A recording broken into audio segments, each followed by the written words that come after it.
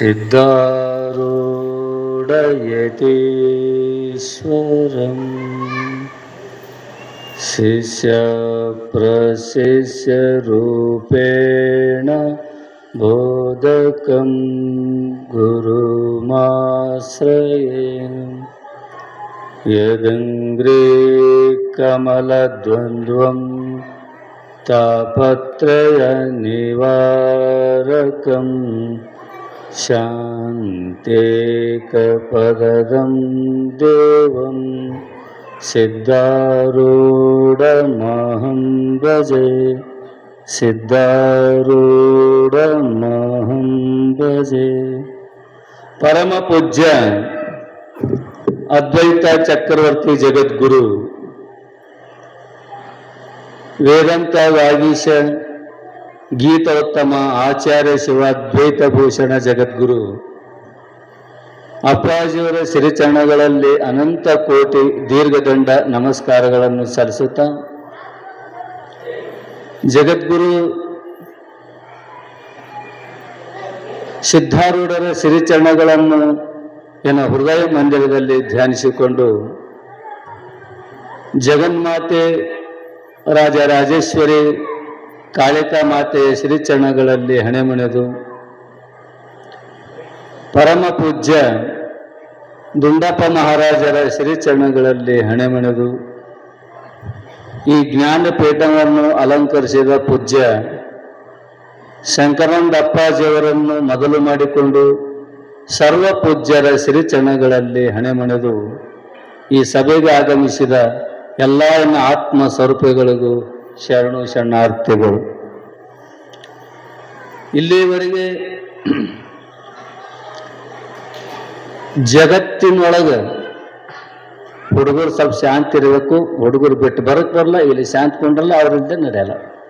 ಮನೆ ಬಿಟ್ಟು ಬಂದ್ರೆ ತಾಯಿ ತಂದೆ ಬರಲ್ಲ, ತಾಯಿ ತಂದೆ ಬರಲ್ಲ ಅಂದ್ರೆ ಪರೋಕ್ಷ ನಡೆಯಲ್ಲ. ಜಗತ್ತಿನೊಳಗೆ ಗುರು ಹ್ಯಾಂಗೆ ಇರಬೇಕು,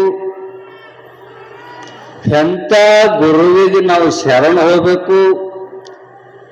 ನಿಜಗುಣರು 6 ಪ್ರಕಾರವಾದಂಥ ಗುರುಗಳು ಹೇಳೋದು, 6 ಪ್ರಕಾರ ಗುರುಗಳು. ನಾವು ಎಲ್ಲರೂ ಹಳ್ಳಿ ಒಳಗೊಂದು ವಿಚಿತ್ರ, ಎಲ್ಲಕ್ಕ ಮೂಢನಂಬಿಕೆ ಅಂತಾರ, ಎಲ್ಲ ಮೂಢನಂಬಿಕೆ ಅಂತಾರೆ. ಕೆಲವೊಂದು ಬಂದು ಅರ್ಧ ಮುರ್ಧ ಕಲ್ತವ್ರು ಮೂಢನಂಬಿಕೆ ಭಾಳ ಅಂತಾರೆ. ಆದ್ರೆ ಕೆಲವೊಂದು ಮೂಢನಂಬಿಕೆ ಹೇಳೋದು ಅಜ್ಞಾನಿ ಇದ್ದವ್ರಿಗೆ ಬೆನ್ನ ಹತ್ತಾವ. ಅಜ್ಞಾನಿ ಇದ್ದವ್ರಿಗೆ ಬೆನ್ನ ಹತ್ತ ಜನ ಭಾಳ. ಚಿಟ್ಟಿ ಕಟ್ಟೋರಿಗೆ, ಚಪಾತಿ ಕಟ್ಟೋರಿಗೆ, ಅದು ಪರಂಪರೆಯನ್ನು ಬಂದವಲ್ಲ ಅವಕ್ಕೆ. ಒಂದು ಮಾತು ಹೇಳ್ತೆ, ಬಕ್ಕಳು ಹೇಳಬೇಕತ್ತೀನಿ, ನಾವು ಇವತ್ತೇ ಕೊಟ್ಟರೆ ಅದ್ರ ಟೈಮ್ ಇಲ್ಲ. ಸ್ವಲ್ಪದ ಕತಿ, 1 ಸೆಕೆಂಡ್ದಾಗ ಮುಗಿಬೇಕು ಕತಿ. ನೀ ಮನೆಯೊಳಗೆ ಯಾರು ಶಾಲೆ ಕಲ್ತಿದ್ದಿಲ್ಲ, ಹೊರಗೆ ಒಬ್ಬನೇ ಶಾಲೆ ಕಲ್ತಿದ. ನಿಮ್ಮ ಮನೆಗೆ ಪತ್ರ ಬಂದು ಅಂದ್ರೆ ಯಾರು ಬಲ್ಲಿ ಹೋಗ್ತೀರಿ ನೀವು? ಶಾಲೆ ಕಲ್ತವ್ರ ಬಂದು ಹೋಗ್ತೀರಿ. ಶಾಲೆ ಕಲ್ತವ್ರ ಬಂದು ಹೋಗಿ ಅವ್ರ ಪತ್ರ ಓದಿಸ್ತೀರ, ಓದಿ ಹೇಳ್ತಾನೆ. ಈಗ ನಿಮ್ಮ ಮನೆಗೆ ಶಾಲೆ ಕಲ್ತಾರ, ಅವ್ರ ಮನೆಗೆ ಹೋಗ್ತೀರೇನು? ಹೋಗ್ತೀರಿ ಓದ್ಸಕ್ಕೆ? ಯಪ್ಪ ಮಲ್ಯಾಳದ ಪರಂಪರ ಬಂದದ್ರಿ ಇದು. ಪರಂಪರ ಬಂದದ್ರಿ, ಹೋಗ್ತೀರಿ? ನಿಮ್ಮ ಮನೆ ಒಳಗೆ ಯಾರು ಶಾಲೆ ಕಲ್ತಿಲ್ಲ ಅಂತ ಕಲ್ತಿಲ್ಲ ಮಲ ಶಾಲೆ. ನಿಮ್ಮ ಮನೆಗೆ ಪತ್ರ, ಮೊದಲು ಪತ್ರ ಇದು. ಈಗ ಫೋನ್ ಬಂದಾವ, ಫೋನ್ ಎಲ್ಲರಿಗೂ ಬರ್ತಾವ ಹೇಳಕ್ಕ. ಮೊದಲು ಶಾಲೆ ಕಲ್ತಿಲ್ಲ ಅಂತ ತಿಳ್ಕೊಂಡು ನಿಮ್ಮ ಮನೆಗೆ ಪತ್ರ ಬಂದ್ರೆ ಅವ್ರ ಮನೆಗೆ ಕಲ್ತಾರ ಮನೆಗೆ ಓದ್ತಿದ್ರಿ. ಈಗ ನಿಮ್ಮ ಮನೆಗೆ ಓದೋರ ಹೋದ್ರೆ ಚಲೋನ ಬಿಟ್ರು ಚಲೋ? ಬಿಟ್ರು ಚಲೋ ಅಲ್ರಿ? ಹಂಗೆ ನಾವು ಇಲ್ಲಿವರೆಗೇನು ಪರಂಪರೆ ಹಿಡ್ಕೊಂಡು ಬಂದಿದ್ದೆವು. ಈಗ ನಿಮ್ಮ ಮನೆಗೆ ನೀವೇ ಜಗದ್ಗುರು, ನೀವೇ ಗುರುಗಳಿದ್ದೀರಿ. ಗುರು ಎಲ್ಲಿ ಇಲ್ಲ, ನೀವೇ ಗುರು. ಅಂತ ಜಗದ್ಗುರು ಅಪೋ ನಮ್ಮ ಊರಿಗೆ ಬಂದಾರ. ಎಂಥ ಗುರು ಇರಬೇಕಂತ ಲಕ್ಷಣ ಅದ.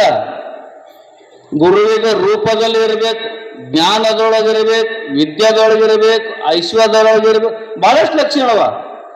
ಅವೆಲ್ಲ ಸಂಪೂರ್ಣವಾದಂಥ ಲಕ್ಷಣ ಉಳ್ಳವರು ಜಗತ್ತಿನೊಳಗೆ ಯಾರೇ ಇದ್ದರೆ ಅದು ಜಗದ್ಗುರು ಶಿವಕುಮಾರಪ್ಪ ಅವರು.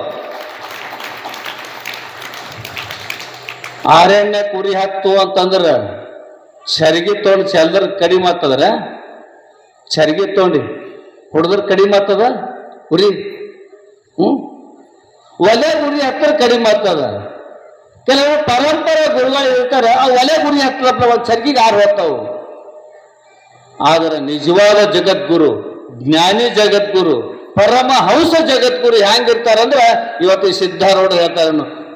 ಸಿದ್ಧಾರೂಢ ಶ್ರೀ ಗುರು ಸಿದ್ಧಾರೂಢ ಕರುಣಾಮಯ ಸದ್ಗುರು ಇರಬೇಕು. ಎಲ್ಲಿ ಕರುಣ ಇಲ್ಲ ಗುರುನೇ ಅಲ್ಲ. ಕರುಣ ಇರಬೇಕು. ಕರುಣವಿರಲಿ, ಬಸವಣ್ಣ ಹೇಳ್ಯಾರ, ಕರುಣವಿರಲಿ ಸಕಲ ಜೀವಿಗಳಲ್ಲಿ, ಎಲ್ಲ ಜೀವಿಗಳನ್ನು ತನ್ನಂತೆ ನೋಡೋ ಸದ್ಗುರು.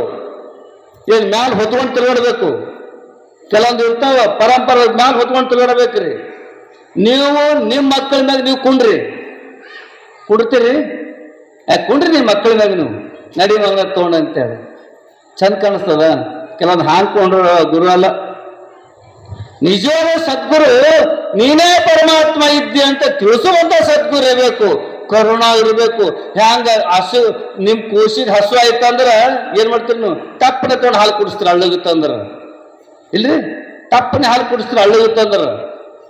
ಮತ್ತು ಹಾಲೇ ಇದ್ದಿಲ್ಲ ಅಂದ್ರೆ ಒಂದು ಏಟತ್ರ ಏನ್ ಮಾಡೋದ? ಗೊಡ್ಡ ಇದ್ದು ಅಂದ್ರು ಮಲಿ ಗೊಡ್ಡ ಇತ್ತಂದ್ರ ಏನ್ ಮಾಡೋದದ? ಹಾಲು ಇರಬೇಕು, ಕೂಸು ಹತ್ತಿರ್ಬೇಕು. ಇಲ್ರಿ, ತಂದು ಕುಡಿಸ್ತಾಳ. ಹಂಗೆ ಒಂದು ಗೊಡ್ಡವ ಏನೂ ಇಲ್ಲ. ಆದ್ರೆ ನಿಜವಾದ ಸದ್ಗುರು ನೀವು ಕರೆದಲ್ಲ. ಅಪೋರ ಇಂಥ ಜ್ಞಾನಿಗಳರ ಇಡೀ ನಮ್ಮ ಭಾರತ ದೇಶದೊಳಗ ಇಂಥ ಜ್ಞಾನಿ ಸಿಗೋದು ದುರ್ಲಭ. ಎರಡೇ ಎರಡು ವ್ಯಕ್ತಿಗಳು ನಮ್ಮ ಕರ್ನಾಟಕದೊಳಗ. ಒಬ್ಬ ವ್ಯಕ್ತಿ ಹೋದ್ರು, ನೀವು ದುರ್ಭಾಗ್ಯದ, ನಮ್ಮ ಪಾಪವಲ್ಲಿ ನೀವು ಪಾಪ. ಜಗತ್ತಿಗೆ ಪ್ರಸಿದ್ಧ ಆದರೂ ಸಿದ್ದೇಶ್ವರ ಸಪ್ಪವರು ಒಂದಿನ ಕರೆಸಲಿಲ್ಲ.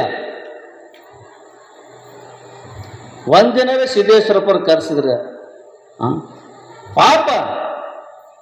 ನಮ್ಮ ಕರ್ನಾಟಕದೊಳಗ ಭಾರತದೊಳಗಿಂತ ಮಹಾತ್ಮರು ಸಿಗೋದಿಲ್ಲ ಸಿದ್ದೇಶ್ವರಪ್ಪ ಅವರು. ಅವ್ರಿಂದ ನಮ್ಮ ಅಪ್ಪರೊಬ್ಬರೇ ಶಿವಕುಮಾರಪ್ಪರು ಈಗ ಇವರು ಇವ್ರಿಗಂತ ಸಮಸ್ಯೆ ಎಲ್ಲ ಹೊಂಟಿದಾರ.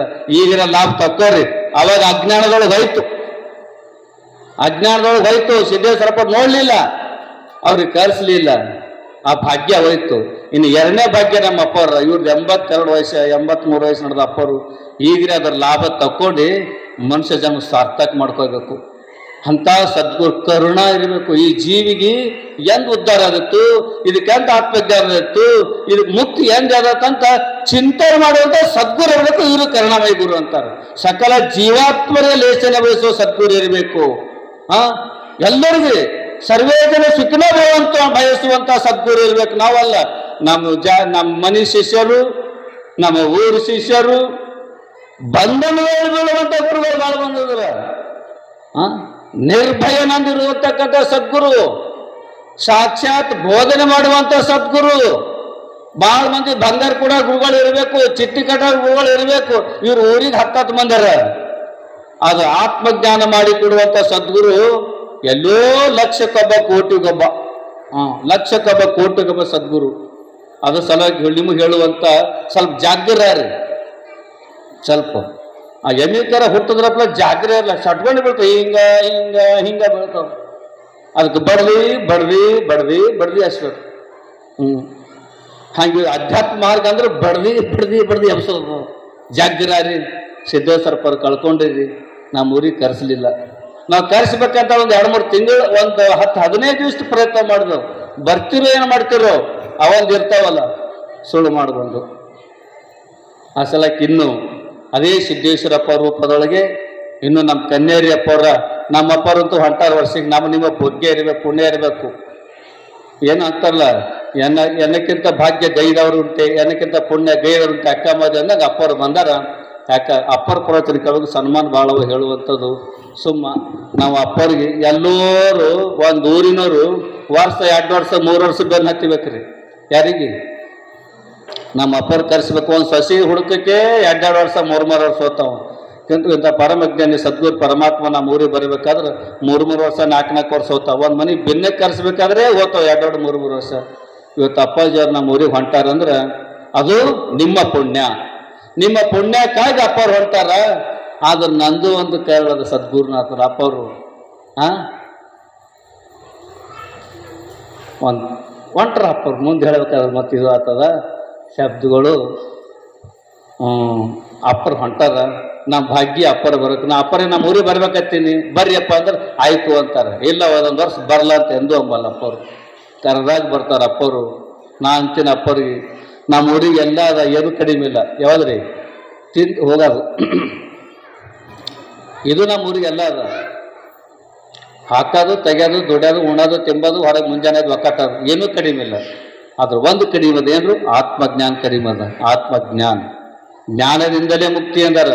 ಅಂತ ಜ್ಞಾನ ಕೊಡುವಂಥ ಸದ್ಗುರಿಗೆ ನಾವು ಶರಣ ಹೋದೆವು ಅಂದ್ರೆ ಈ ಪ್ರಪಂಚಕ್ಕೆ ಬಂದಿದ್ದಕ್ಕೆ ಜೀವನ ಸಾರ್ಥಕ ಆಗ್ತದ. ಅಂಥ ಸದ್ಗುರು ಅಪ್ಪಾಜಿಯವರು ಬಂದಾರ. ನಾವೆಲ್ಲರೂ ಕೂಡ ಈ ಭವಬಂಧನದಿಂದ ಮುಕ್ತಿ ಕಡೆ, ಈ ಸಂಸಾರದಿಂದ ಪರಮಾತ್ಮನ ಕಡೆ, ಈ ಜಗತ್ತಿನಿಂದ ಈಶ್ವರ ಕಡೆ ಹೋದೆವು ಅಂದ್ರೆ ಸಂಪೂರ್ಣವಾಗಿ ನಮ್ಮ ಅಪ್ಪರ್ದು ಒಂದೇ ಒಂದು ಪ್ರವಚನ ಕೇಳಿದೆವು ಅಂದ್ರೆ ಈ ಮಾನವ ಜನ್ಮ ಸಾರ್ಥಕ ಆಗ್ತದೆ. ಒಂದೇ ಪ್ರವಚನ ಮಾನವ ಜನ್ಮ ಸಾರ್ಥಕ ಆಗ್ತದ. ತಾವೆಲ್ಲರೂ ಕೂಡ ಶಾಂತಿಯಿಂದ ಕೇಳಬೇಕು. ಅಪ್ಪವ್ರು ಬಂದ್ರೆ ಇನ್ನು ಎಲ್ಲ ಮಹಾತ್ಮರು, ಭಾಳ ಮಂದಿ ಮಹಾತ್ಮರಿಗೆ ಅವ್ರು ಬಂದು ಊರಿಗೆ ಹೋಗಿ ಅವ್ರಿಗೆ ಆಮಂತ್ರಣ ಕೊಟ್ಟು ನಮ್ಮಲ್ಲಿ ಬರ್ರಿಯಪ್ಪ ಅಂತ ಕರಿಬೇಕು. ಅವ್ರು ಅಂತಾರೆ ಇಲ್ಲಪ್ಪ ಟೈಮ್ ಇಲ್ಲ, ನಾವ ಬರ್ತೀನಿ, ನಾ ಇವಾಗ ಬರ್ತೀನಿ ಅಂತಾರೆ. ಬರ್ತೀನಿ ಅಂತ ಹೇಳ್ತಾರೆ. ಆದ್ರೆ ನಾವು ಹಂಗಲ್ಲ. ನಾವು ನಮ್ಮದೊಂದು ಬಿಜೆಪುರ ಸ್ವಾಮಿಗಳು ಅವ್ರಿಗೆ ಹೇಳಕ್ಕೆ ಹೋಗ್ಬೇಕಾದ್ರೆ ಬಸ್ನಾಗ ಹೋಗ್ಬೇಕು ಅಥವಾ ಕಾರ್ ತೊಗೊಂಡ್ರೆ 3-4 ರೂಪಾಯಿ ಕೊಡಬೇಕು, ಬಾಡಿಗೆ ಕೊಟ್ಟು ತೊಗೊಂಡು ಹೋಗ್ಬೇಕು. ಕಾರ್ ನಮಗೆ ಇಷ್ಟ ಇಲ್ಲ, ಎಲ್ಲಪ್ಪ ಫೋನಾಗೆ ಹೇಳ್ತೇವೆ ಬರ್ರಿಪ್ಪ ಇವತ್ತು ನಮ್ಮ ಊರಿಗೆ ಅಂದ್ರೆ ಎಲ್ಲ ಮಹಾತ್ಮರು ಬಂದು ನಮ್ಮನ್ನು ಉಪದೇಶವನ್ನು ಮಾಡಿದಾರೆ. ಆ ಸಲಕ್ಕೆ ಎಲ್ಲ ಮಹಾತ್ಮರ ಶ್ರೀಚರಣಗಳಲ್ಲಿ ನಾನು ನಮಸ್ಕಾರ ಮಾಡ್ತೀನಿ. ಎಲ್ಲರಿಗೆ ಕರೆದಾಗ ಓಡಿ ಬರ್ತಾರ. ಹಾಗೂ ನಾವು ಎಲ್ಲರೂ ಅಪ್ಪಗಳು ಬರ್ತಾರೆ, ನಾವು ಬರ್ತೀವಿ, ಎಲ್ಲರೂ ಬಂದು ಉಪದೇಶ ಮಾಡಿದ್ರು. ನೀವು ಬರಬೇಕಲ್ಲ. ಇಂಥ ಸಮಯದಾಗ 500 ಚೀಲಕ್ಕೆ 50 ರೂಪಾಯಿ ಎದಕ್ಕೆ ರೀ? ಉಳ್ಳಾಗಡ್ಡಿಗೆ ಚೀಲಕ್ಕೆ 50 ರೂಪಾಯಿ, ಶೇಂಗಕ್ಕೆ ಚೀಲಕ್ಕೆ 400 ರೂಪಾಯಿ. ಇಷ್ಟೆಲ್ಲ ಬಿಟ್ಟು ರಾತ್ರಿ ಅದೊಂದು ಬಂದ್ರು ಹಗಲತ್ತಿದ್ರು ಏನು ಒಂದ್ರೂ ಸಿಗ್ತಿದ್ರು, ಒಬ್ಬರು ಸಿಗ್ತಿದ್ದಿಲ್ಲ ಏನು. ಆ ಸಲಕ್ಕೆ ನೀವೆಲ್ಲರೂ ಅದು ಏನೇ ಇದ್ದರೂ ಕೂಡ ಈ ಅಜ್ಜನ ಕಡೆ, ಸಿದ್ಧಾರೂಢ ಕಡೆ, ಕರುಣಾಮಯ ಸಿದ್ಧಾರೂಢ ಕಡೆ ನೀನು ಹೊಳ್ಳಿರಲ್ಲ. ನಿಮಗೂ ಕೂಡ ಅನಂತ ಅನಂತ ನಮಸ್ಕಾರಗಳು.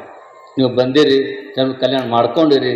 ಇನ್ನು ಮುಂದೆ ಕೆಲವೊಂದು ಕಾರ್ಯಕ್ರಮ ಭಾಳ ಅವ. ಆ ಕಾರ್ಯಕ್ರಮ ಮಾಡ್ಕೋತಾ ಅಪ್ಪರ ಪ್ರವಚನ ಹಾಕಿ ನಾವು ಎಲ್ಲರ ಜೀವನ ಎಲ್ಲಿ ಹೋಗ್ಬೇಡ. ಆಯ್ತು ಅವತ್ತು ಒಂದು ದಿವಸ ಅದ, ಒಂದೇ ದಿನ ಅಲ್ಲ. ಇನ್ನು ಮತ್ತು ನಾಳೆಗೆ ನೀವು ಇಲ್ಲಿ ಬರ್ತೀರ, ನಾವು ಒಬ್ಬನೇ ನೋಡ್ರಿ. ನಾಳೆಗಿನ ದಿವಸ ಈ ದಿನ ಈ ಟೈಮಿಗೆ ನಾವು ಒಬ್ಬನೇ, ಯಾರಿಗೂ ಯಾರಿಲ್ಲ. ನೋಡ್ರಿ ಒಬ್ಬೇ ಇರ್ತೇವೆ. ಅಸಲಿ ಇದೊಂದು ರಾತ್ರಿ ನಾಟಕದಾಗ ಕುಂಡ್ತಾರ ನೋಡಿ. ನಿನ್ನ ಬೆಳಗನ 10 ಬೆಳಗ್ಗೆ 5:30-6 ತನ.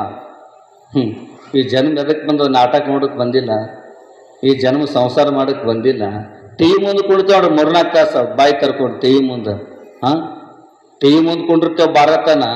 ನಾಟಕದ ಮುಂದೆ ಕುಡಿತೇವೆ 10 ಮುಣಗತ್ತ ಸೂರ್ಯ ಬಿದ್ದರು ಅದಂತ ಪುರ ಮುಗಿಸೇ ಬಿಡು ಶೋ ಅಂತಾರೆ.